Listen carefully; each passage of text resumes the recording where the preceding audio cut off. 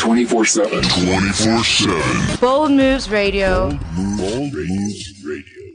Afrika nakupenda sana. Oh, Afrika nakupenda sana. Welcome to Bold Moves Radio. The show is Prudent Woman with myself. I am Rhulani Baloyi. I am your host. Thank you for joining us this afternoon. As always, we come to you on a Sunday from 4 o'clock up until 5 o'clock. We have wonderful conversations as women to make sure that indeed we are an asset for our loved ones and we respond to whatever situation comes into our lives intentionally by being informed and be of a good use to those who are around us and our loved ones. And by that, we are able to create a quality of life for ourselves and our loved ones when we are informed. Thank you for joining us. This is Bold Moves Radio.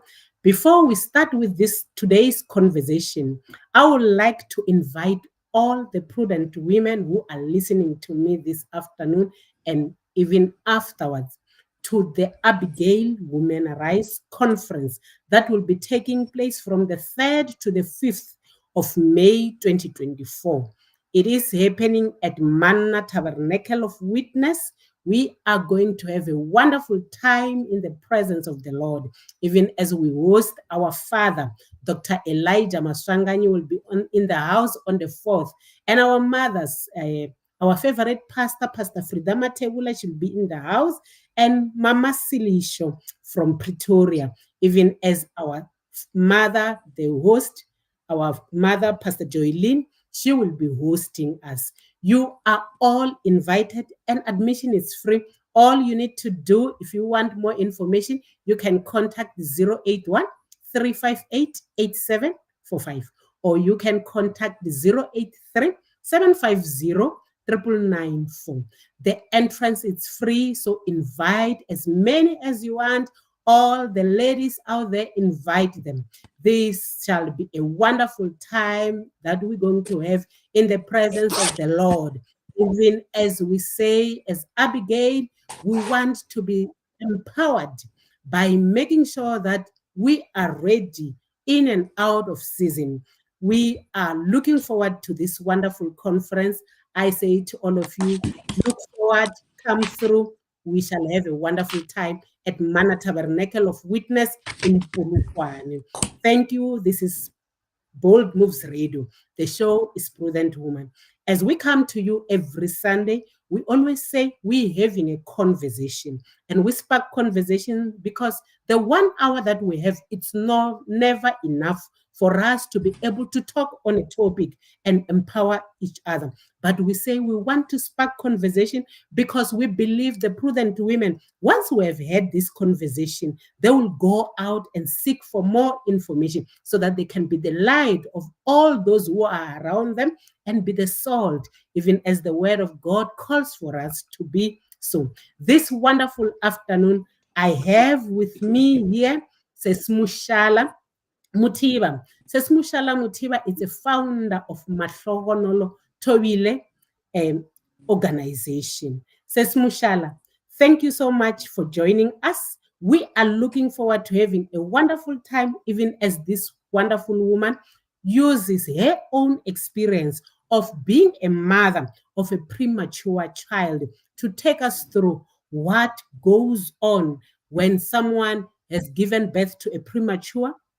What should we expect as society to support them? Because this is a group of people that for some reason we tend not to think about because, we are not made aware. It's only when you are made aware of a situation that you are able to focus on it and give it that intentional attention. And this afternoon, says Moshala is going to empower us on this topic because we are saying premature children need our support as society, and not only them, but even their families. Says Moshala, welcome to Bold Moves Radio. We are looking forward to hearing from you. As you greet our audience, please go ahead, tell us who is this wonderful woman with a big heart.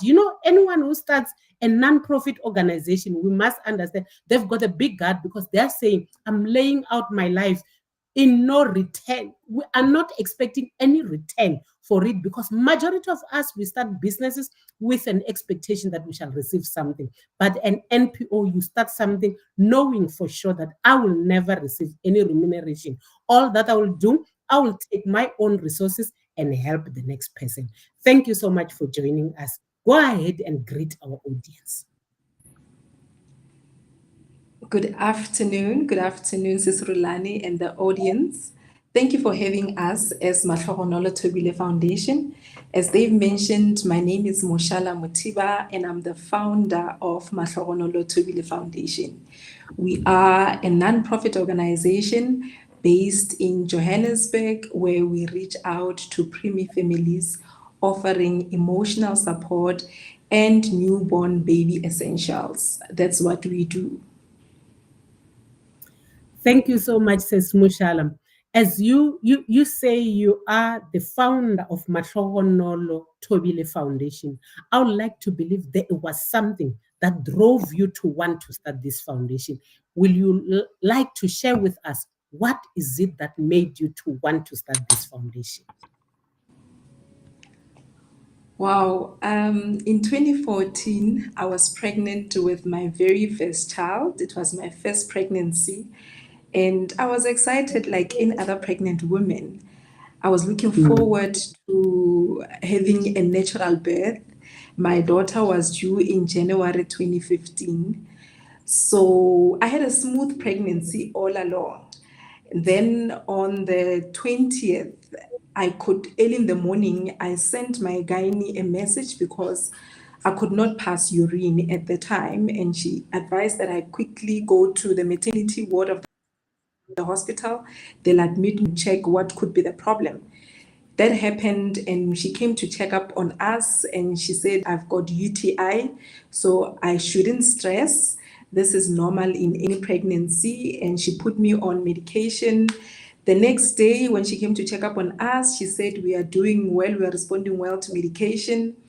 And she said to me she's going to keep me overnight just for observation, and on the 23rd I will be going home. That was on the 22nd of November.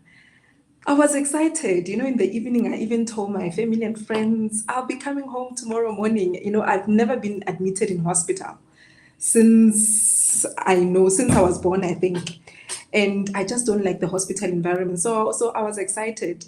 Little did I know that I was going to give birth that evening. At around 10, after saying my good night to my family and friends, I had pain in my tummy. When I rang the bell, the sister came to check up on me, and she said, no, I shouldn't worry. They checked up on the baby. The baby was doing well. Around past 11, this pain is not going anywhere. And I'm thinking, what is wrong? And I rang the bell again. The sister came. Both of them now came to check up on me. Fortunately, my room was not far from the reception area. They came to check up on me, and they checked up on the baby. They found out there's a problem. And unfortunately, they can't relate that to me. They immediately went to call my gynae. Fortunately, at that time, my gynae was still doing rounds in the hospital. And I just saw her pushing the door into my room, and she's like, Mosh, I need to save you and the baby right now. And I'm like, no, but doctor, you know our plans. Can you please give me until Sunday at least to think about this? She's like, we don't have time. The only thing that I remember was me giving a form. She says, even if you put a line on this, I will account for this line. I need to save you and the baby. Then I got surprised. I started crying. I was in shock. The next thing, I'm at theater. That's the only thing that I saw. Then I woke up later when they were done with me and the baby. I never saw anything. Apparently, I agreed, or I wanted to see what was happening throughout the process, but I don't remember anything. The next thing, I wake up, I'm in the middle of a room. It's got lots of machines. And I'm like, what is happening? When I woke up, there was a male nurse cleaning me up, and my partner was sitting at the bedside. And I'm thinking, I lost my baby or what? And he said to me, no, we didn't lose the baby. She's doing well. She's on the other side of the hospital. And I started crying because I thought I lost my baby. I'm used to my baby kicking every time when I wake up from my sleep. My baby would be kicking. And fortunately, when I was still speaking to him, my gynae walked in just to come and check up on me. And she said, Mosh, don't worry, you'll be fine. That on its own, it was so traumatic for me. I didn't know what to do with myself because I could not do anything. I remember the next day when they took me to go and see my child. I was sitting on a wheelchair. I was pushed. I could not walk. I could not walk to go and see my child. My child, she was in the NICU. I've never seen a neonatal intensive care unit in my life. I didn't know what it looks like, only to find my daughter there in the incubator with lots of drips on her and also oxygen pipes and everything. I was crying. I was shocked. I was terrified. I was traumatized. And I'm thinking, why me? I had a lot of questions. Why I had a lot of why me, you know? And this journey was so traumatic because growing up, even during my pregnancy, I never read anything about prematurity. I knew nothing about prematurity. And here I am, I find myself embarking on this journey of prematurity.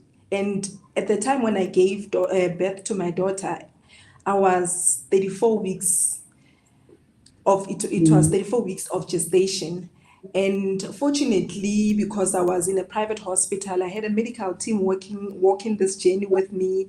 My gynae noticed that I'm not coping. She got a clinical psychologist to start sessions with me, and she realized that I'm not coping. She then referred me to a psychiatrist. I was an outpatient at Akeso as well. And after 10 days, I had to be discharged out of hospital. Now, that was the worst night of my life. Leaving the hospital, going home empty handed without my child. I did not sleep. I called the hospital every hour just to check up on my child. I knew she was in safe hand, but I just wanted to hear how she was doing. So, having experienced this journey, it took me about 3 years before I could openly share my journey of how I gave birth and what happened to me that evening. I I had what they called placental abruption. So the placenta had opened up, so my baby was going to suck air directly from me. And often than not, when that happens, and the pregnant mother is not near a health facility to get assistance, both of them pass on. So a ruptured womb is amongst the many reasons that women give birth prematurely. So having walked this journey, I realized one day that, there's so many people that have given positively into my life. And how do I pay it forward to the next family that find themselves in the same situation as me? I had my gynae, I had my daughter's pediatrician, I had my psychiatrist, my clinical psychologist, I had my mother, I had family, I had friends that I could speak to. And that's how I eventually was comfortable to talk openly about my journey. Then that's when I thought, let me pay it forward. And how do I do that? I started the organization and I spoke to my gynae and my daughter's pediatrician about this. And they were so excited. They said, Mosh, we are fully behind you. This is something that the nation needs. Because I realized when I was in hospital, when I went onto the social media, as you know, that our lives nowadays are on social media, there were no South African stories in 2014, 2015. It was filled with international stories, some in languages I could not understand. I see somebody saying that they are unable to hear us. No, they are sorted. They are Oh, they are sorted. sorted. Okay. Yes. So that's another thing that really frustrated me, and I wanted us to tell our South African and eventually our African prematurity stories. And that's how I came about establishing this organization in November 2019, so that we as South African preemie families, we as African preemie families can also tell our African stories to comfort one another, especially families that find themselves on this journey like I did then in 2014. Thank you so much, Sis Moshala. It's a wonderful thing when whatever they've gone through, as much as it may be a private issue, willing to share with others, because testimonies are very powerful. I appreciate it when you say you wanted to let South African women hear it from a South African, because we have a lot of preemie families, Yeah. more especially in Black families. We don't talk about these things. When Yeah. I was preparing for the session and after I've spoken to you, I realized I also have, I'm coming from a family of a preemie family. We had a preemie in my family, but I never zoomed in. But I know the challenges that we went through with trying to raise that preemie, and very few support systems that are out there. Yeah. So we appreciate people like yourself who are willing to share their lives to educate the next person, because it's through testimonies. Medical personnel can speak about these things, but at times we tend to think, they got it in the corridors of medical schools, so it's not real. But when Yeah. someone like yourself who has gone through it speaks to it, it becomes more real. So thank you very Yes. much for sharing your experience with us. And I trust that this afternoon we will finally understand what preemie families are going through, and we will be able to offer that hand of support. Because as prudent women, we say we want to be the salt of the earth and bring light to whoever that we come across with. But you can only do that when you have knowledge, because knowledge is power. So this afternoon, we trust that we'll understand more what preemie families and preemies have to go through. I would like us to go on an ad break, and when we come back now, we will zoom into what Sis Moshala has to say to us. Okay.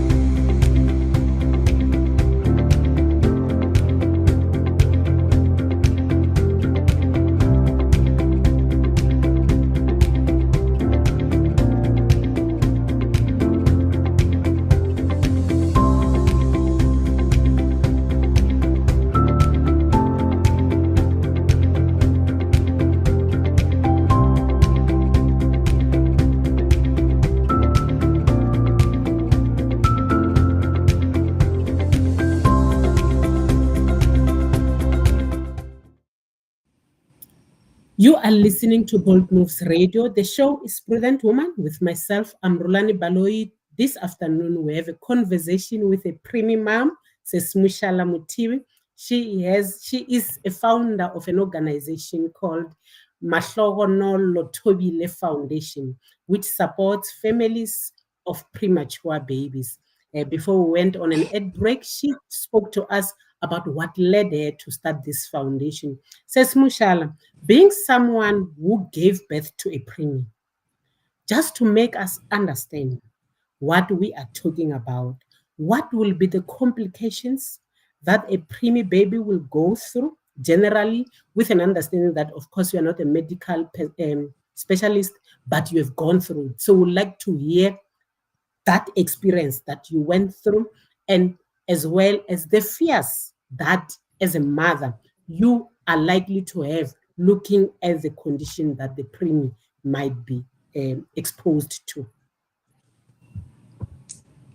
Whew. On this journey, our children undergo quite a lot during their stay in the hospital. They stay in the children's intensive care unit. It's called the neonatal intensive care unit, the NICU. And during their stay there with my daughter, she was born at 34 weeks of gestation. We the first thing that we experienced was one day when I went to visit her. Actually, the second day when I went to visit her, she was not at her bedside. And when I asked, "Where is my daughter?"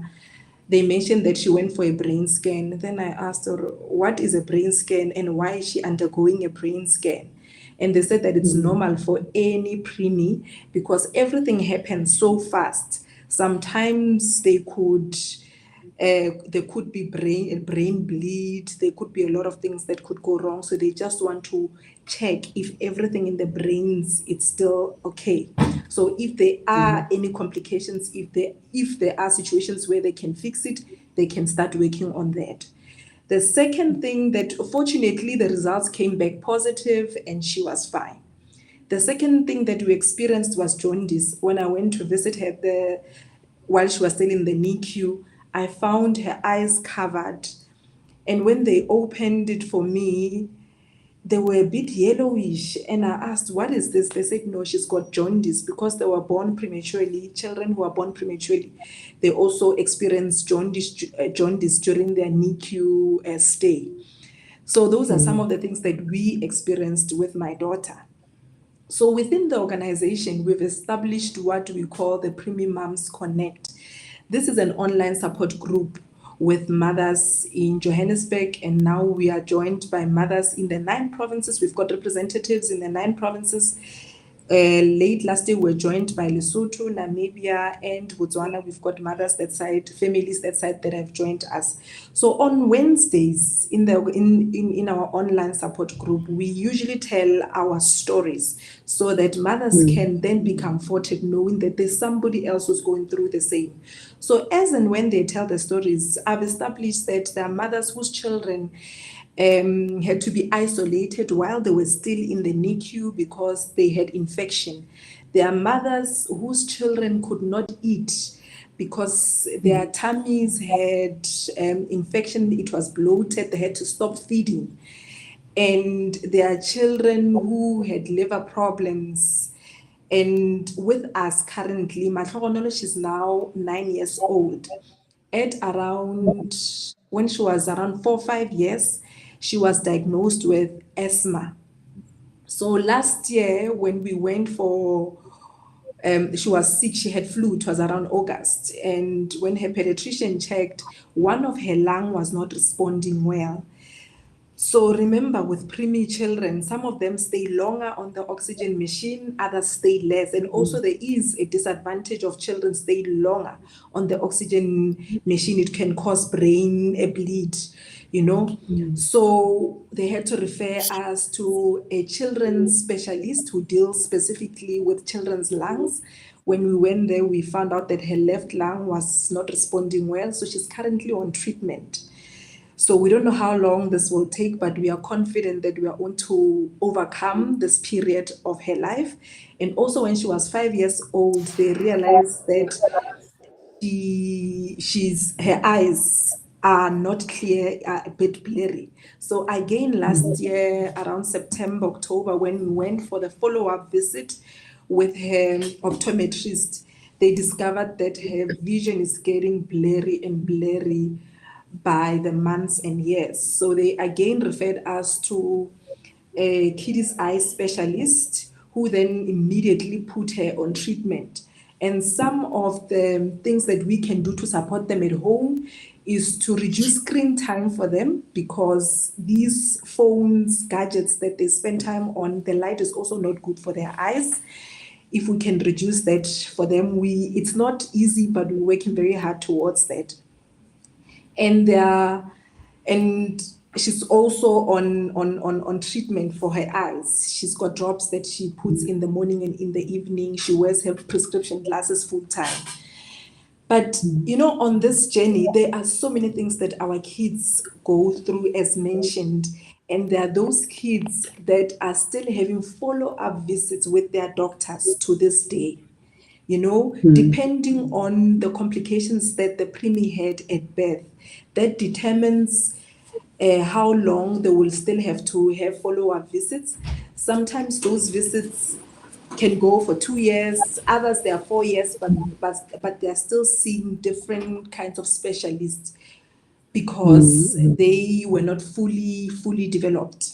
And there are other kids, sometimes they are discharged out of the hospital with oxygen machines. Yeah.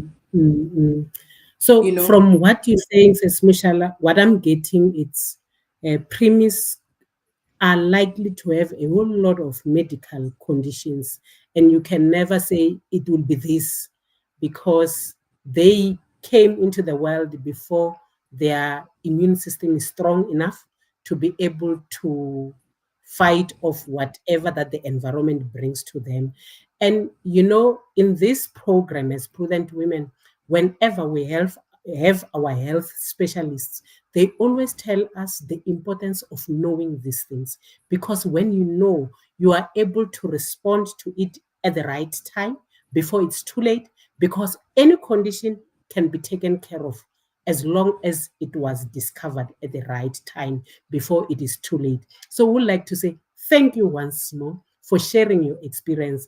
And going back to experiences, Michelle, how long did it take you and your daughter, just for us to have that understanding, for you to be reunited with your daughter? Because you had to leave the hospital and left her there, so you'll just visit. But how long was she reunited with you? I left the hospital after 10 days, and she left the hospital after 21 days. So, in that period, yeah, the 12 days that I was home without my child, every Mm, day I woke up as if I'm going to work. I woke up early in the morning. I would go and spend the day in the hospital. And remember, they've got visiting hours. I was not allowed to sit in the NICU the whole day. During the mm, visiting hours, I would be there, sit for that 1 hour, sometimes 1 hour, 30 minutes, spend time with her, go and sit outside at the cafe, at the hospital, or in the car, or just keep busy around the hospital so that when the visiting time comes, I can go and visit my child. But I was there up mm, until 6 in the evening to spend time with my child. mm. So she With spent what you are 21 days sharing, in the NICU. what you are saying makes one to realize that indeed we have somehow not thought through someone who's going through what you went through, because I haven't seen anywhere or anyone talking about support for premature babies' parents. And for someone to be taking time and going to the hospital to make sure that they see their child, it desires a backup support. Because I would like to believe at that time you stop in terms of your life and your focus is on this child who is in an incubator. And sitting here thinking of my job, I may say, no, I will have left the child there and continue and go to work. But be rest assured, when that situation has come in your life, you are unlikely to do it the way she did, wanting to be there 24 hours, because it feels like you have given birth and given away your child. I could understand when we were talking, to say, you give birth, you gave away your child and come back home. There is no woman who can ever do that. And we Yeah. will all agree that indeed these premium mothers need support. I would like us to go on an ad break, and using Sesmushala's experience, I want us now to zoom into the support not only from us in this society, but as well as the employment fraternity. What sort of support is there? And if not, what are we saying as society? Because we realize that there is a need for this group of people to be afforded support. Let us go on an ad break.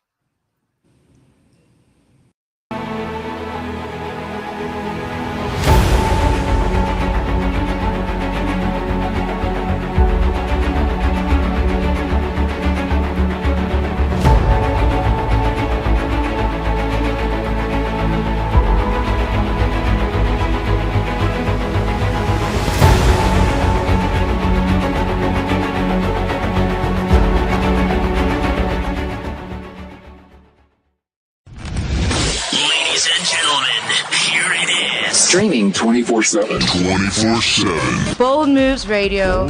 Bold Moves Radio. Africa, nakupenda sana. Oh, Africa, nakupenda sana. You are listening to Bold Moves Radio. The show is Prudent Woman with myself. I'm Rhulani Baloyi.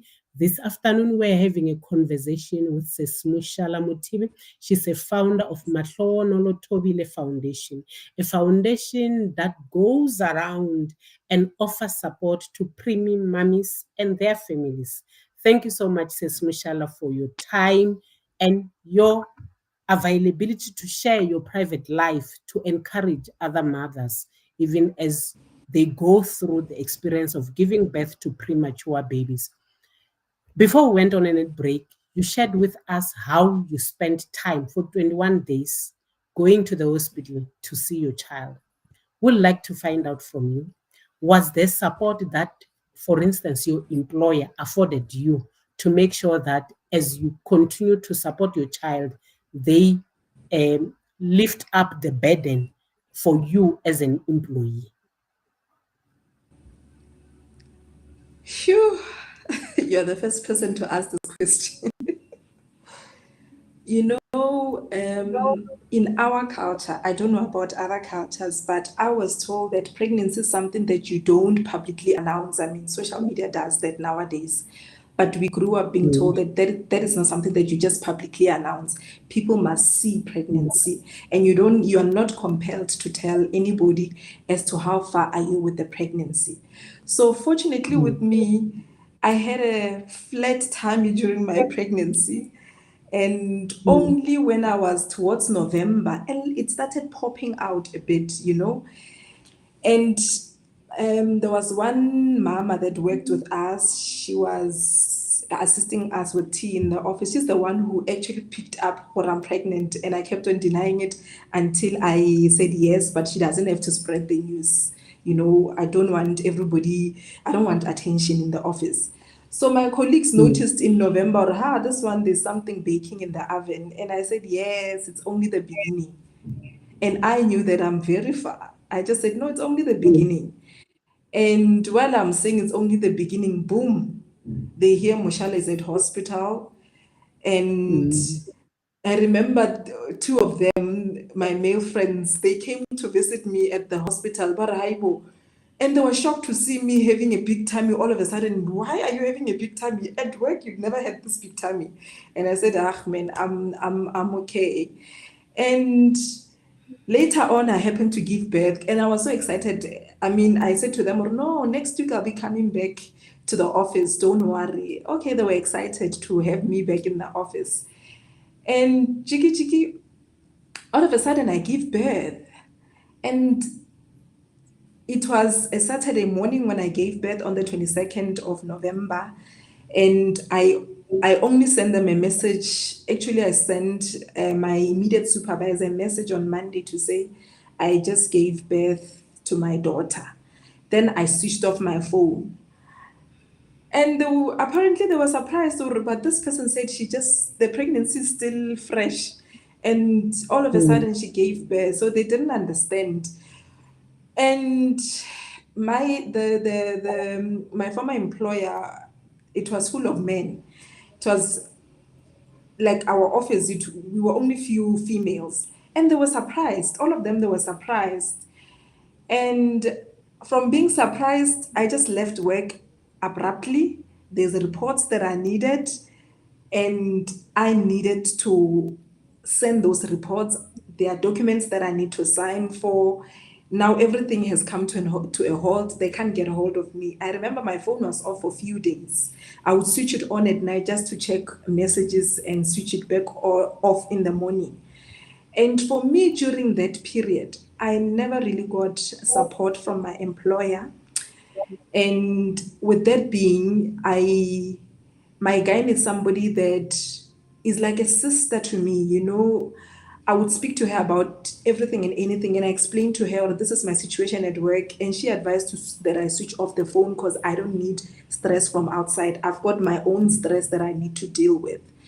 So in that way, she said, because I'm still in hospital and the baby's still in hospital, it's treated as a sick leave. My maternity leave kicked in the day my daughter was discharged out of hospital.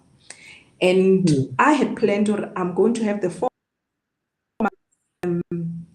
maternity leave, take my annual leave month, which it was around 5 months at home. So my maternity leave was almost 6 months because it was combined with sick leave.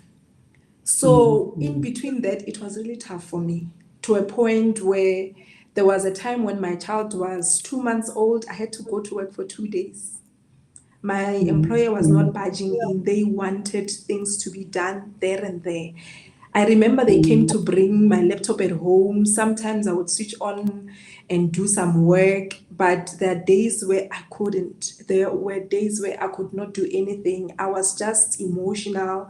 I would have those days where it's just tough for me as a mother. mm, And I never really got that support. And on the fourth month, again, I had to go to work where I was even threatened. I had to go to work for a day just to show my face. And it was really tough for me. I remember speaking to my mm, psychiatrist about this, and he was saying to me, right now, I must forget about the world. I must focus on me, just getting better and giving my child the support I need. And having a preemie baby, even a full term family, our children can sense the parent's emotion. When I'm not well, the child would mm, constantly cry because they can sense, or my mother is not well. And it was hard for me. It was really mm, challenging mm, for me, and that's another thing I think that made me stay longer seeing the psychiatrist. I was an outpatient at Akeso for 6 months, 2 weeks, and yeah, it was really hard. mm. And I don't think in the workplace the HR policies speak to prematurity, Yeah. because most of the time, even today, since I started the organization, I realized that I'm not the only one who's struggling. There are families that are fortunate that have understanding employers or supervisors that Mm, give them that support during this period. But there are some families that are not given the right support, and often than not, my child stayed 21 days in hospital. There are families in our online support group whose children stayed in hospital for 116 days. So with that mm, 116 days, by the time the child comes home, with some employers, maternity leave is almost over. Now you need to go back to work.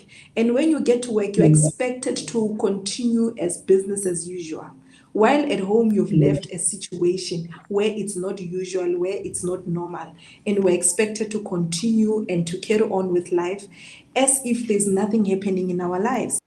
So mm, that is one thing that we really discovered as an organization, that preemie families need the support that they need outside mm, their family, and also going back to work. There must be a way mm, on how to support us. mm, mm, mm. As you share, Sis Mushala, I truly realize that nobody has ever given it that attention, especially as employers in terms of legislation. When we talk about giving birth, we talk about normal term, where a parent is expecting for 9 months and they give birth. And if you look at the amount of time you are given, they even expect that the child by that time they're at this age. And we never thought of such situations where you give birth to someone who's not yet ready to come to this world. Because by the time you have to go back, for instance, if you are in an environment where you have 3 months, with you, you say the child stayed for 21 days.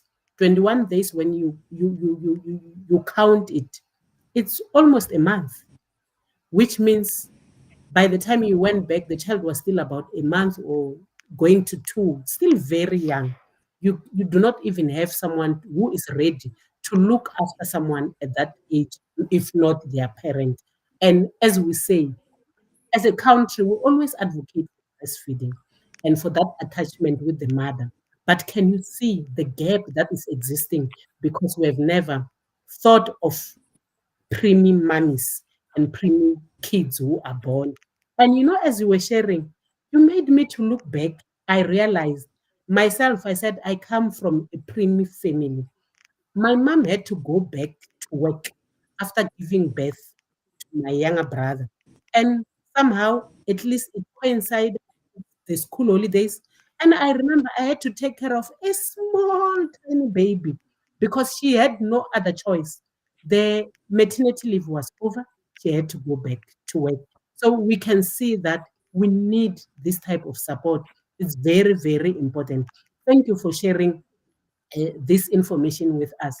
So, Moshala, looking beyond the employer now, looking at society, maybe from the family and the society at large, what type of support will you say, as prudent women, we must take forward to say, when we understand that someone has given birth to a preemie, what is it that you think we should do for such a mommy?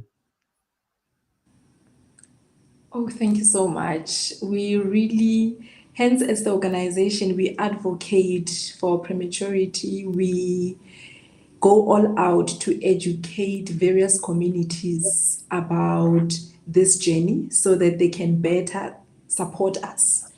With us, because our children were born prematurely, they don't develop at the same time as a full term baby or any child whom they met in the NICU. They develop at their own pace. And Mm, pregnancy books, there are no prematurity books. I mean, you can write a yeah. book, you'll never finish it because our experiences differ. They Mm, differ mm, from child to child. So when we host programs as the organization, we've got a lot of programs that we host where we invite even full-term families to come to our programs where we'll be sharing our experiences so that they can better support us. Often than not, we get asked, but why is your child is at 6 months not being able to sit independently? Why is your mm, child not crawling at this month? Your child, like my daughter, she walked. I mean, she started crawling on her first birthday. She walked when she was 16 months. While a full term baby at 9 months, they start crawling. At a year, they are running, but ours are mm, still trying to be mobile. So they develop mm, at different stages. And for as long, we always say that for as long as doctors and nurses are happy with their development, we shouldn't worry what the next person say, but we would like to encourage communities before they comment, please find out why the child has developmental delays. Because mm, often than not, we get negative comments about our kids, and that is so painful. That is so mm, painful. But on this journey, preemie families, we've grown a thick skin because we know that we are going to get those comments. So we encourage families, especially when the child is still in the NICU. mm, Prayers are the first thing that we need. This journey has taught us to pray for our little ones more than we pray for ourselves because we want mm, our children to graduate out of the NICU, want them to come home where they belong. No child belongs in the hospital. Secondly, we would like them to offer emotional support to us. We can even get family or friends that accompany us to the hospital, though they won't be allowed in the NICU. But just to know that there's somebody with me today who's going to spend the day with me or at the hospital or bringing me lunch to the hospital mm, to come and spend an hour with me while I wait for the next visit to see my child. We would also like when we are home to please lend a helping hand. It gets a lot. mm, Sometimes mm, mm. our babies don't sleep. Newborn babies, they don't Yeah. sleep at night. So stay awake with Mm, them. So in the morning, can we be afforded time to sleep while they take care of cleaning this and sterilizing the bottles, cleaning the house, preparing food for the mother, ensuring that the mother does not look after the child and still has to be domesticated, cook for the family, clean for the family? Can we get family members, husbands, partners, baby daddies coming on board to support us because this journey mm, mm, alone we cannot do it? Can mm, we mm. please get, even if it's a message of Yeah. support that does Mm, wonders to us? On this journey, it's a roller coaster ride, especially like I would stress that when the child is in the NICU, a lot can happen. Today, you see your child is doing well. In the evening, you bid goodbye to your child. When you get home, you see a call from the hospital. They're telling you the baby's not doing well. You ask yourself, but I was there and my child was doing well. So this is a roller coaster ride. The 1 minute the child is fine, the next they've taken 10 steps back. So knowing that I've got a family, friends, prayer warriors that are walking this journey with me, it feels a lot better. And having a tribe like ours, this organization is a safe space for families that have just found themselves in the preemie world. We are that safe space where we don't judge you, where we hold your hand and walk this journey with you. How do we offer support? Is by constantly sharing our experiences in our online support group so that new mothers can see that they are not alone on this journey, so that they can see that there's been families that experienced what they're currently experiencing. I mean, sometimes when you go when you go and visit your child, you find that your child has infection and your child has been isolated, or you are told that your child, we stopped feeding, it's been 2 days because this is the problem with your child.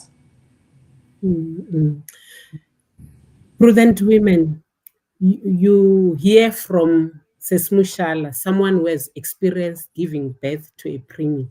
You'll agree with me that most of the support that she's talking about, we never thought of. But as prudent women, we say we want to be intentional. And whoever that we're in contact with, we want to be positive towards our interactions. And this afternoon, I realized that it means it's not correct for one to keep on saying, why is your child 1 year, 5 months? Why are they not walking? Because you do not know what they're going through, as she's saying. So let us educate ourselves and be intentional about our interactions. We do not interact with the next person for us to, to be judgmental, but we interact because we want to have a good conversation which can empower the next person. We'd like to say thank you, Sis Moshala, for sharing with us. But I see someone in the group asking, you're talking about your daughter, Mahlogonolo, still going through consultations, which you link the conditions to her being a preemie.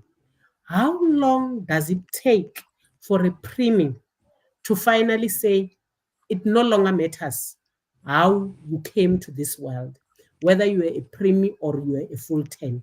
Now it's done.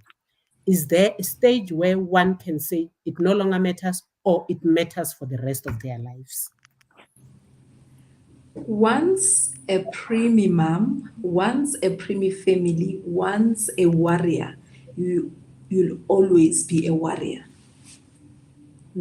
You will always be a warrior.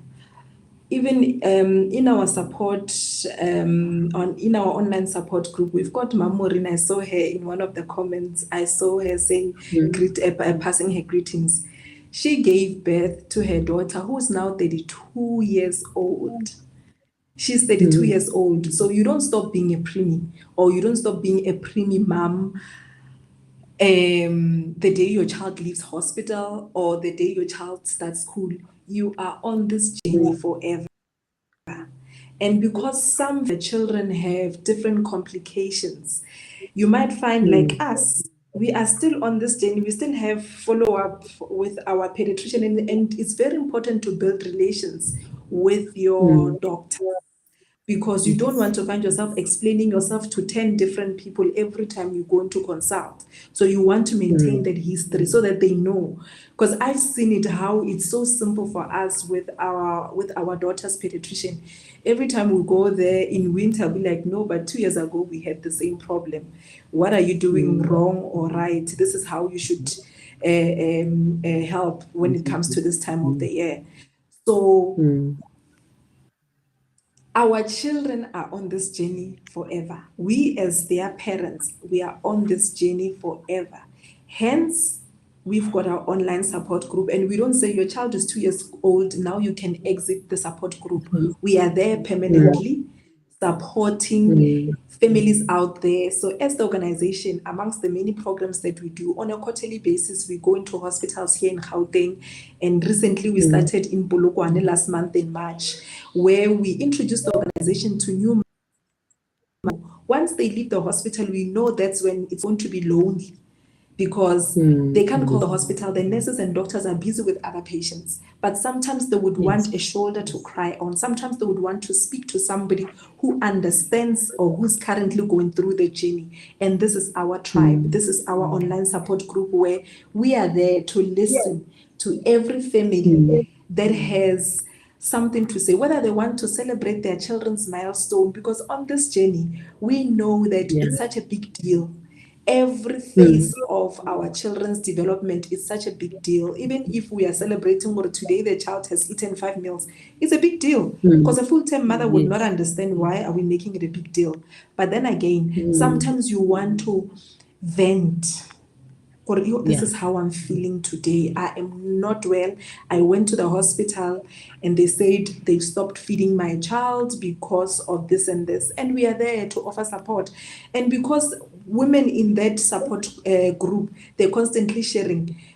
The other one will be like, no, we experienced that 3 years ago with our son. We experienced that 2 years ago with us. Then you get comforted knowing that you are not the first to experience this. So that's what I needed in 2014-15, but I couldn't get it. And I'm glad that I started the organization, and mothers today, families, fathers are getting that support that is needed for them to be able to go through this journey. So you don't stop being a preemie the day your child leaves the hospital, the day your child starts school, or the day your child becomes a teenager. We've got doctors. Last year we were invited to Mankweng Hospital, where the doctor that gave a talk there, she's a preemie. She said she's a preemie, and when she grew up, she said, I'm going to be a doctor to help many other preemie families. And she's doing that in Mankweng Hospital. Dr. Mothiba. Wow. She's doing that. That's She's a wonderful, proud preemie doctor. It's wonderful because someone uses their lives to testify, to fight against certain conditions. But as you're speaking about it, it's coming to my mind to say, as people of color, we tend to have myths around a whole lot of conditions, most especially medical conditions that one is born with. And I just want to find out from you, someone who has been running this foundation for some time. You get in contact with different cultural groups. Are there myths that, as an organization, you are saying we have taken an intentional decision to try and demystify them? Because myths are very, very challenging in society. It's what leads to the people who are undergoing such a condition not to have a good quality of life. Phew. When you find yourself on this journey, the first thing that comes to mind is negativity. You don't think anything positive when you find yourself on this journey. The first thing that comes to mind is negativity, like I was in 2014. I thought God is punishing me. I don't know for what. I just had negative thoughts running in my head, But what I want to tell the viewers here today, anybody joining us, be it on the radio or on YouTube, or anybody who's going to follow on this conversation, to know that being chosen to be on this journey, your family is blessed beyond measures, because we've got families that gave birth at 24 weeks of gestation. We've got families that gave birth at 29, 34, 36, 27. There's million pregnant women today, and only God knows how a 25-weeker baby looks like. But He chose us, our families, to witness His miracle in the making. This is a miracle. Not everybody gets to see what a 27-year-old looks like, but we were chosen from a pool of pregnant women to witness God's miracle in the making. And through the NICU journey, that experience, we've witnessed God. He might not have been there to utter words to us, but we've seen His hand upon our children, upon our situation. I mean, we came out of a traumatic situation, but we had the strength to continue to support our children, to express for our kids so that they can eat. We are constantly advised in the NICU to express for our kids. And for as long as we don't have any medical condition preventing us from breastfeeding, you must express. And how do you express while you are stressing, while you're still trying to understand what you're going through? But God has been with us throughout the journey. So consider yourself as a Primi family, that you are blessed. Don't be like me in 2014 when I had negative thoughts in my Yeah. head that I'm bewitched, that God is punishing me. I had all those thoughts. Instead, you are blessed. Consider this a blessing because you are walking with God on this journey. You are witnessing His miracle. Hence, we call our children warriors because they fought battles we know nothing about because God was there with them. We've been praying, but getting onto this journey, we learn to pray more. We learn to pray for our little children more than we prayed for ourselves. We've seen the hand of God upon our kids. Imagine being pricked every day, where they take blood samples, where they, I remember there was a time when I went to see my child. I found a drip right here, somewhere here on the head. And I asked, but are you not going to affect, is this not going to affect her brain? And I was crying at that time, but why my child? But we could not find veins anywhere. They checked on the hands, on the legs, anywhere they could not find anything, but they had to go up on the head, up on the head. And our kids, through that, it's God.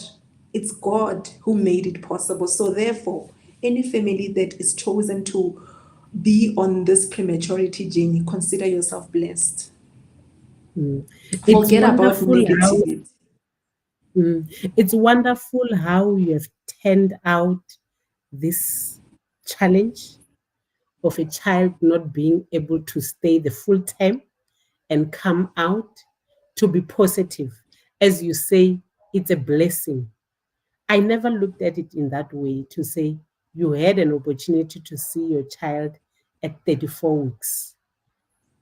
Everyone else think they are blessed when they see the child at full term, but you were given an opportunity. So God saw it fit to bring the child before it's time so that you can meet each other and walk the journey with you. So you witness a miracle going on even as your child is born before the time that they were supposed to be born. How wonderful it is, to be able to turn that which the enemy thought it's a it's an attack. And indeed, these children become warriors because before they can even develop to their full best, they start fighting. As you say, you see your child, they have to put on drips and a whole lot of other things. So you started to witness miracles through these children before the time that you were hoping that they will join you here on earth. Thank you very much, says Moshala. It's never enough. That's why at Prudent Yes. Woman, we say an hour, it's not enough to empower one to become prudent on a subject, but we spark conversations. So this afternoon, we sparked the conversation. Go out, educate yourself on premature. As we continue through week in, week out, we realize that as prudent women, there's a whole lot that we can do to make sure that we have a positive impact towards other people's lives. Oh, thank you. Thank you, Mahlogonolo, for being there. I'm sure all of you can see this wonderful gift. This is the warrior. I love it because as Moshala says, she takes her along. She's the testimony. And it is through when we see the testimony that we are able to overcome, because someone is sitting there being told, says Moshala, as you said, you become overwhelmed when you are told you have to give birth because you did not plan. You think you still have got a long way to go. So it's wonderful to have Mahlogonolo going through this journey with you to encourage other women. Yes, we spark conversations as prudent women, and I would like to believe all of you who have been listening, who has been part of this conversation, you have learned a lot. Go out, let's get more empowered around this important topic, the premise. Thank you for joining us. But as you bid farewell to our listeners, Moshala, I would like you to say anything that you like to say as a foundation now, as Mahlogonolo Thobile Foundation, more especially understanding that you are not funded by anyone, but you look out for from your own pockets as the members of this foundation and your family members. I would like you to share with us anything that you like to say around this beautiful foundation that's doing a great job. Thank you so much, Sis Rhulani. And this is the Mahlogonolo. Mahlogonolo Thobile is this person. She's the one who Wow. introduced us to this journey, and we named the organization after her because we couldn't name it any other thing.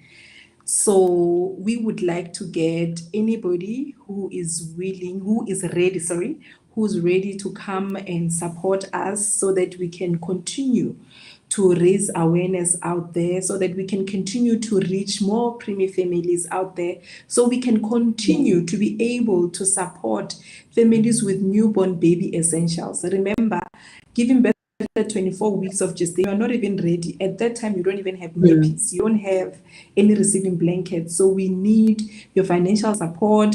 We are registered. We do have PBO status. I know a lot of businesses would ask, are you registered with SARS? Yes, we are, and we are having the PBO status.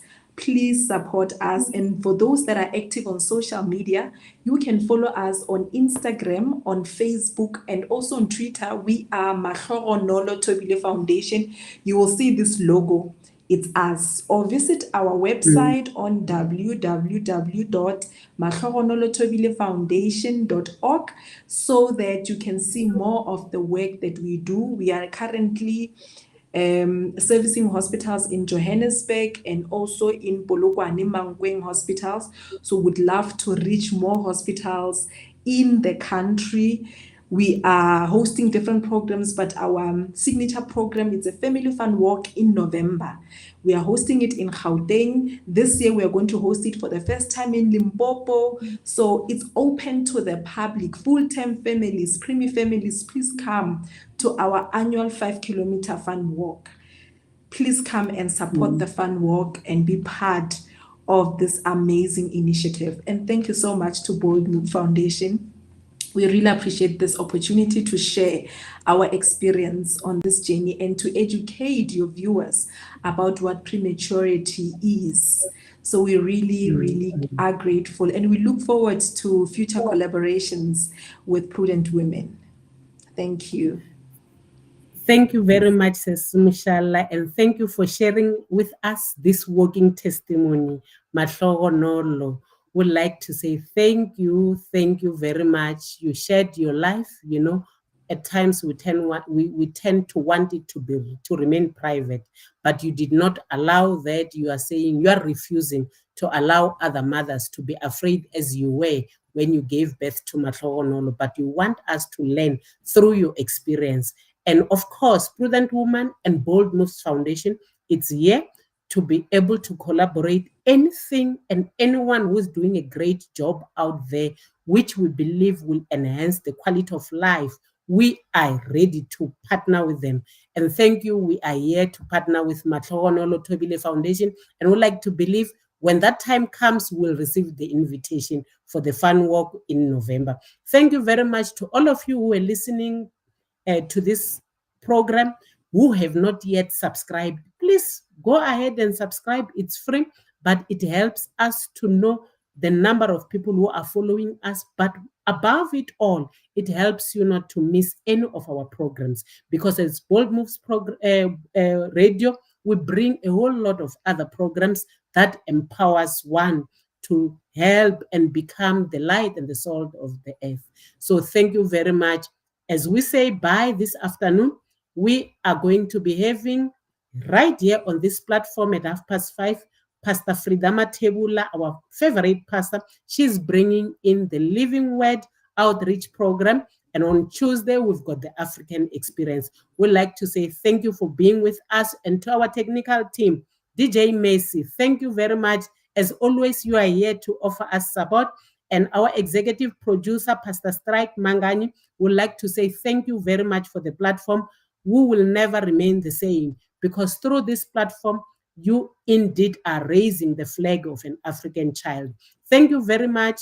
As Prudent Woman, we will be with you next week, 4 o'clock up until 5 o'clock. We are here with you. We spark conversations so that we can become prudent and take intentional decisions. Have a blessed week ahead.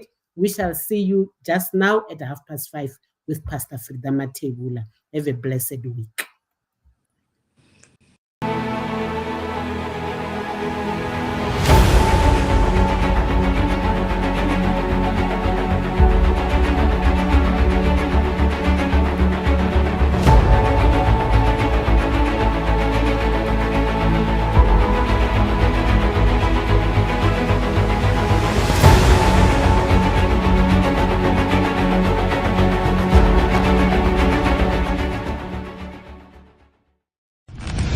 Ladies and gentlemen, here it is. Streaming 24/7. 24/7. Bold Moves Radio. Bold Moves Radio. Afrika nakupenda sana, oh Afrika nakupenda sana.